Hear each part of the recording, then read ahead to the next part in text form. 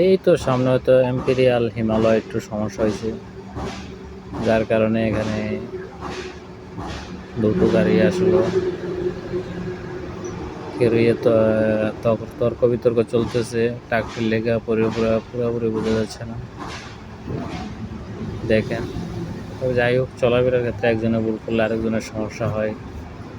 আসলে গাড়ির ব্যাপারটা হলো, যে নির্দোষ সেই কিন্তু ক্ষতিগ্রস্ত হয়, আর যে দোষী সে ক্ষতিগ্রস্ত হয় না।